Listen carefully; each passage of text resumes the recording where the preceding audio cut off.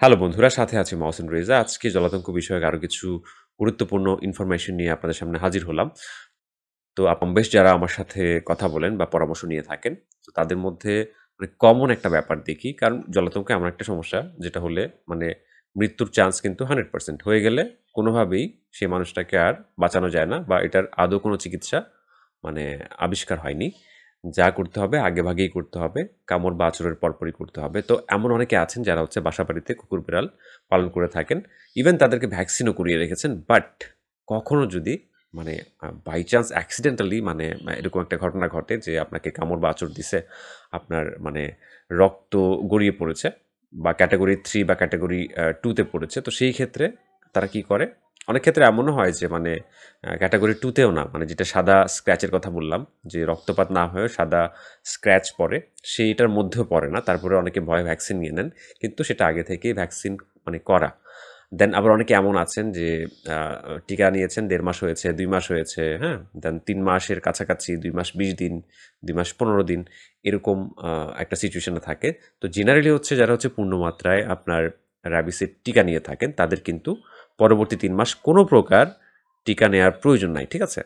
কোনো টিকা নেয়ার প্রয়োজন নাই। যদি সে প্রাণীটা র‍্যাবিডও হয়ে থাকে সেই ক্ষেত্রেও কিন্তু কোনো সমস্যা নাই। এটা কিন্তু স্পষ্ট WHO র আপনার মানে বিবৃতি আছে। দেন পজিশন পেপার আছে। তো এটা কিন্তু মানে প্রমাণিত যে এই ধরনের কোনো সমস্যা হয় না যদি টিকা ঠিকভাবে দেয়া হয়ে থাকে। ঠিক আছে? তো অনেকে কি করছেন যারা মানে এই যে পোষা কুকুর বিড়াল পালন করছেন, তাদেরকে ভ্যাকসিন করিয়ে রাখছেন, বাট তারপরেও মানে আতঙ্কগ্রস্ত হয়ে মানে তাদের কামড়-আঁচড় খাওয়ার পর কি করছেন? তারা আবার ভ্যাকসিন নিচ্ছেন। আবার অনেকে দেখা যায় ১.৫ মাসের মাথায় নিয়ে নিচ্ছেন। অনেকে দেখা যায় ৩ মাস না হওয়ার আগেই নিয়ে নিচ্ছেন, হ্যাঁ? তো এইগুলা আসলে কোনো ক্ষতির কারণ হবে কিনা? এটা হচ্ছে আজকের ভিডিওর টপিক। অনেকে আসলে আমাকে আস্ক করে থাকেন। তো এখানে আ এই ওভারডোজ মানে ওভারডোজের কারণে কোনো ক্ষতি হবে কিনা WHO কিন্তু স্পষ্টভাবে কিছু বলে না। বা এটা ওভারডোজ কেন বলছি? কারণ WHO র যে নিয়মটা, আপনি যখন হচ্ছে ১ম বার র‍্যাবিসের ভ্যাকসিন দেবেন, অবশ্যই আপনাকে ৫ টা ডোজ কমপ্লিট করতে হবে বা ৩ টা ডোজ কমপ্লিট করতে হবে। যদি আপনি মাংসে টিকাটা দেন, সেই ক্ষেত্রে আপনাকে ৫ টা ডোজ বা হচ্ছে ৪ টা ডোজ দিতে হবে। ০তম দিন, ৩য় দিন, ৭ম দিন, ১৪তম দিন অ্যান্ড আপনার ২৮তম দিন। ঠিক আছে? এটা হচ্ছে মাংসের বেলায় আরকি, IM এর বেলায়। আর আইডির বেলায় হচ্ছে ২ হাতে মানে চামড়ার মধ্যে ০, ৩য় আর ৭ম দিন। যদি এভাবে আপনারা মানে এই যে একটা পূর্ণমাত্রার টিকা দিয়ে ফেলেন, তো সেই ক্ষেত্রে আপনার পরবর্তী ৩ মাস মানে শেষ টিকাটা যেদিন থেকে মানে যেদিন আপনি দিবেন, আ সেদিন থেকে পরবর্তী ৩ মাস কিন্তু আপনি একদম সুরক্ষিত। ঠিক আছে? এর মধ্যে কোনো rabid অ্যানিমাল আপনাকে যদি কামড়ায় বা হচ্ছে আঁচড় দেয়, সেই ক্ষেত্রেও কিন্তু আপনার rabies হওয়ার চান্স নেই। যদি টিকাটা ঠিকঠাক মতো আপনাকে দেয়া হয়ে থাকে। ঠিক আছে? তো এখানে অনেকগুলো ফ্যাক্টরস কাজ করে যাদের সাথে আমি কথা বলি তারা মানে কেন মানে দেখা যায় আমি তাদেরকে মানা করে দিই। যেহেতু আপনি টিকা দিয়েছেন বা আপনার ১৫ দিন বাকি আছে বা দেখা যায় আরো ১.৫ মাস বাকি আছে। মানে ১.৫ মাস শেষ হইছে। একবার পূর্ণ মাত্রায় টিকা দেওয়ার পরে। তো সেই ক্ষেত্রে আপনি তো আরো ১.৫ মাস সুরক্ষার যে লেভেল সেটার মধ্যেই আছেন। তো সেই ক্ষেত্রে আপনার আ মানে র‍্যাবিসের যে অ্যান্টিবডি সেটা কিন্তু অনেক হাই থাকার কথা। তো তারপরেও দেখা যায় তারা কিন্তু আপনার আ ভ্যাকসিন নিয়ে নিচ্ছে। ভ্যাকসিন নিয়ে নেওয়ার পরে দেখা যায় আবার আমার সাথে কথা বলছে যে, "আমি তো নিয়ে ফেলছি, এখন কোনো ক্ষতি হবে কিনা?" তো আসলে এই ক্ষতি সম্পর্কে WHO পরিষ্কারভাবে কিছু বলে না যে ওভারডোজ হলে কি হবে। তো এখানে আমরা যেটা দেখতে পাই যে আ টিকার বা যেকোনো ভ্যাকসিনের ক্ষেত্রে যেই সাধারণ পার্শ্ব প্রতিক্রিয়াগুলো হয়, যেমন তীব্র অ্যালার্জিক রিঅ্যাকশন হতে দেখা যায়। এটা টিটেনাসের ক্ষেত্রে হতে পারে, দেন অন্যান্য যে ভ্যাকসিনগুলো আছে সেগুলোর ক্ষেত্রে হতে পারে। দেন ইনজেকশনের জায়গাটা হচ্ছে মানে প্রচণ্ড রকম হচ্ছে লালচে হয়ে যেতে পারে, দেন ফোড়া হতে পারে। ঠিক আছে? অনেক ক্ষেত্রে যারা যে স্বাস্থ্যকর্মীরা এই টিকা দিয়ে থাকেন, মানে তাদের অসাবধানতার কারণে কিন্তু এটা হয়ে থাকে। অনেক ক্ষেত্রে এই ইনজেকশনের মধ্যে দেখা যায় বাতাস থাকে। তো সেই ক্ষেত্রে কিন্তু এটা ফুলে ফেঁপে যেতে পারে। দেন আ অনেক ক্ষেত্রে গ্যাংগ্রেনের ইতিহাসে পাওয়া যায়। বাট র‍্যাবিসেরটা আসলে একটা মৃত আ দেখা যায় ভাইরাস, কতগুলো মৃত ভাইরাস শরীরের ভিতরে ঢোকানো হয়। তো এটা তো ইনঅ্যাক্টিভ। সেই ক্ষেত্রে আসলে সেল কালচার ভ্যাকসিন বলা হয় এটাকে। তো এটার ক্ষেত্রে ওরকম সমস্যা হয় না।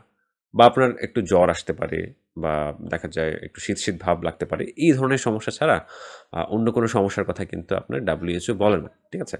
তো এখন এটা আসলে ভয়ের ব্যাপার কিনা যারা হচ্ছে এই যে ওভারডোজ নিয়ে নিচ্ছেন। মানে ২ মাস ২০ দিন, ২ মাস ১৫ দিন বা ১.৫ মাসের মাথায় আপনার পোশাক আ আ মানে কুকুর বিড়াল আপনাকে কামড়-আঁচড় দিছে, আপনি ভয় পেয়ে নিয়ে নিলেন। তো সেই ক্ষেত্রে আসলে আপনার সমস্যা হবে কিনা? আপনি টিকা নিয়ে ফেলেছেন ১.৫ মাসের মাথায় আবার। তো সেই ক্ষেত্রে মানে এটার কথার এই প্রশ্নের উত্তর এটাই যে WHO কিন্তু স্পষ্টভাবে এই ব্যাপারে কিছু বলে না। তো অদূর ভবিষ্যতে এমন হতে পারে যেমন করোনার ভ্যাকসিনগুলা আমরা এখন দেখছি যে খুব কম সময়ে যদিও ভ্যাকসিনগুলো আসছে, বাট প্রত্যেকটা ভ্যাকসিন কিন্তু ৪ টা মানে ফেজ পাস করে আসতে হয়, ঠিক আছে? ফেজ 1, 2, 3, 4 এরকম ৪ টা ধাপ পার হয়ে আসতে হয়। তো প্রত্যেকটা ধাপেই দেখা যায় এটার আপনার 70-80% সাকসেস রেট থাকতে হয়।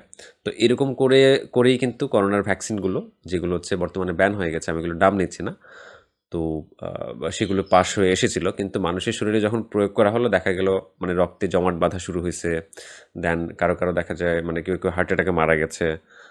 দেন আগে থেকে বেশি মানে তার রক্তের মানে জমাট বাঁধার প্রবণতাটা বেশি দেখা গেছে। এই ধরনের সমস্যা কিন্তু দেখা গেছে। আবার কারো দেখা যায় প্রচণ্ড অ্যালার্জি মানে সমস্যাটা বেড়ে গেছে। কারো অ্যালার্জির সমস্যা আগে ছিলই না, বাট এখন অ্যালার্জির সমস্যাটা হচ্ছে তীব্র। এমন ঘটনা কিন্তু দেখা যায়, হ্যাঁ? তো এখন এই যে WHO এই ব্যাপারটা ক্লিয়ার করে নাই যে ওভারডোজের ক্ষেত্রে কি হবে। যারা হচ্ছে একটা নির্ধারিত ডোজ তো আছে যে পূর্ণমাত্রায় আপনি টিকা নিলেন, নেয়ার পরে ৩ মাস পর আবার নিলেন তাহলে কিন্তু কোনো সমস্যা নেই। কিন্তু যারা এই আগেভাগে নিয়ে নিচ্ছেন, হুদাই এরকম নিয়ে নিচ্ছেন, তো সেই ক্ষেত্রে কিন্তু মানে প্রাইমারিভাবে যেটা বলা যায় সেটা হচ্ছে যে এই টিকাটা কিন্তু রেসিস্ট্যান্ট গ্রো করতে পারে। মানে আপনার বডিতে অ্যান্টিবডি অলরেডি আছে র‍্যাবিসের। তো আপনি আবারও এটা নিলেন, তো সেক্ষেত্রে কিন্তু আপনার ইমিউন সিস্টেম বা রোগ প্রতিরোধ যে ক্ষমতা সেটার উপরে কিন্তু একটা মানে বড় ধরনের সমস্যা আসতে পারে। দেন অটো ইমিউন যেই ডিসঅর্ডার মানে এই টাইপের হচ্ছে কিছু ডিজিজ আছে। মানে যে ক্ষেত্রে আপনার শরীর বুঝতে পারে না যে আপনার শরীর মানে শরীরের বিরুদ্ধে কিছু কাজ করে।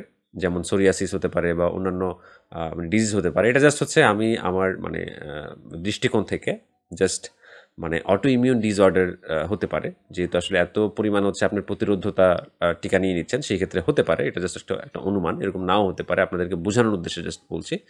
তো ওই করোনার টিকার যে ব্যাপারটা আমি বললাম যে পরবর্তীতে কিন্তু এই টিকাগুলো ব্যান হয়েছে। তো মানে অদূর ভবিষ্যতে এমন হতে পারে যে র‍্যাবিসের ভ্যাকসিনটা হচ্ছে যারা এরকম ওভারডোজে নিয়েছেন তাদের দেখা যায় মানে কোনো একটা ভাইটাল অর্গানে মানে প্রবলেম দেখা গেল। তারও দেখা যায় লিভার অ্যাবসেস গ্রো করলো বা হচ্ছে লিভারে হচ্ছে ক্যান্সার হয়ে গেল বা হচ্ছে কিডনিতে নেফ্রনগুলোর সমস্যা হলো, হ্যাঁ? এরকম একটা মানে দেখা যায় ঘোষণা দিয়ে WHO কিন্তু দায়মুক্তি নিয়ে নিতে পারে। যে এটা যারা ওভারডোজ নিয়েছিলেন তাদের কিন্তু এখন থেকে এই সমস্যা মানে আমরা দেখেছি, আমরা ১০ বছর এরকম স্টাডি করেছি, দেন কিছু মানুষের উপর প্রয়োগ করে দেখেছি যে এই ধরনের এই সমস্যাগুলো কিন্তু হচ্ছে। তো তখন এই টিকাটা ব্যান করে দেয়া হতে পারে। তো এইজন্য আমি বলব মানে আপনি যদি সঠিকভাবে টিকা নিয়ে থাকেন সেই ক্ষেত্রে ওভারডোজ নেয়ার কোনো প্রয়োজন নাই, ঠিক আছে? ওভারডোজ নিলে হচ্ছে আপনার নিজেরই ক্ষতি হবে। মানে পরবর্তীতে কি হয় সেটা আমরা আদৌ জানি না। যেমন করোনার টিকা মানুষ দেখা যায় আমরা তো ফার্স্টে নিয়েছি, আমি নিজেও নিয়েছি স্বাস্থ্যকর্মী হিসাবে। তো সেই ক্ষেত্রে এটার পরিণাম কী হবে সেটা তো আমরাও বুঝি নাই। কিন্তু পরবর্তীতে ওই টিকাগুলা কিছু টিকা হচ্ছে ব্যান করে দেয়া হয়েছে। তো এরকম যদি পরবর্তীতে করে দেয়া হয় তো সেই ক্ষেত্রে কিন্তু আসলে মানে কিছুই করার থাকবে না। মানে হয়তোবা এই টিকাটাকে আরো আপডেট করার কাজ করবে। বাট যে ক্ষতিটা হবে সেই ক্ষতির দায়ভার WHO নেবে না, ঠিক আছে? তো এইজন্য মানে নির্ধারিত যে মাত্রা মানে WHO আপনাদেরকে দিয়েছে সেই মাত্রাতেই আপনারা এই ডোজটা হচ্ছে মানে মেইনটেইন করে ভ্যাকসিনটা দেয়া করবেন। আদারওয়াইজ মানে বড় সমস্যা অদূর ভবিষ্যতে হলেও হতে পারে, ঠিক আছে? তারপরও আপনার কোনো প্রশ্ন থাকলে আপনি কমেন্ট সেকশনে কমেন্ট করবেন। আর অবশ্যই WhatsApp এ নক করবেন মানে যদি আপনার ইমার্জেন্সি পরামর্শের প্রয়োজন হয়। আমি জলাতঙ্ক বিষয়ে ফ্রি পরামর্শ দেওয়ার সুযোগ পাই না। কারণ অনেক কথা বলতে হয়, অনেক রেফারেন্স দেখাতে হয়। তো সেই ক্ষেত্রে এই বিষয়টা মানে এর জন্য আমাকে ক্ষমা করবেন। তো সকলে ভালো থাকুন। আমি চেষ্টা করব আপনাদের কমেন্টের অ্যান্সারগুলো এখানে দেয়ার। ধন্যবাদ।